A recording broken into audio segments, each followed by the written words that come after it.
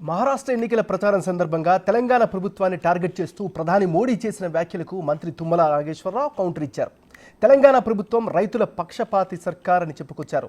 18,000 కోట్లతో రైతు రుణమాఫీ చేసింది మోడీకి కనిపించడం లేదా అని ప్రశ్నించారు. ప్రభుత్వంపై రైతులకు వ్యతిరేకత ఉంటే మేం జనాల్లో తిరిగే వాళ్ళం కాదని చెప్పారు తుమ్మల. ఇంతకీ బీజేపీ పాలిత రాష్ట్రాల్లో రైతు రుణమాఫీ చేశారా అని ప్రశ్నించారు.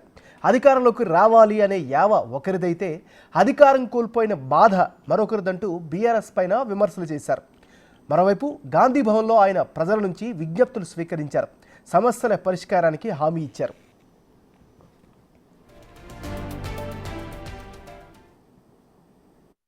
ముఖ్యమంత్రి గారు లెటర్ రాశారు కదా, ఏం చేశామో, ఎప్పుడు చేశామో, ఎట్లా చేశామో.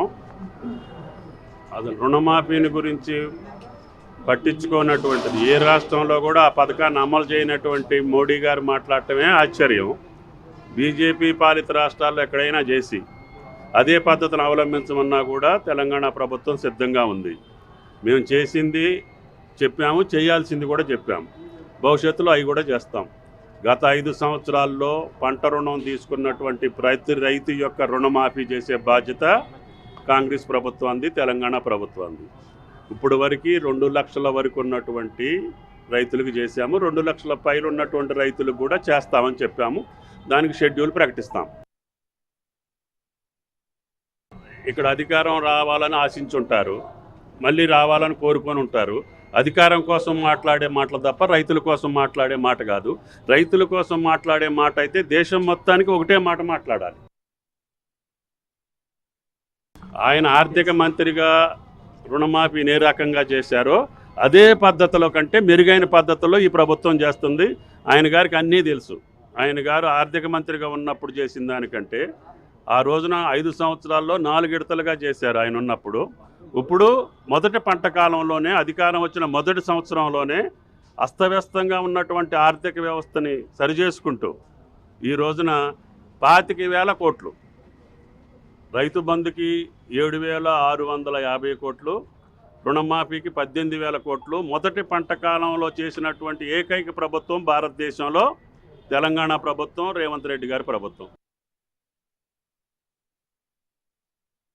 బీఆర్ఎస్ చెప్పినటువంటి మాటలకు అనుగుణంగా పోయిన టర్మ్లో ఏ రకమైనటువంటి పద్ధతి ప్రకారంగా రుణమాఫీ జరిగిందో అదే పద్ధతిలో జరుగుతుంది తప్ప ఏ ఒక్కటి కూడా నిబంధనలు మేము పెంచలేదు.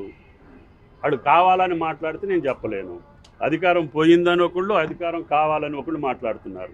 మేము రైతుల కోసం చేస్తున్నాం. అది మీరు ఆలోచించి అర్థం చేసుకొని ప్రకటిస్తే మంచిది, ప్రసారం చేస్తే ఇంకా మంచిది.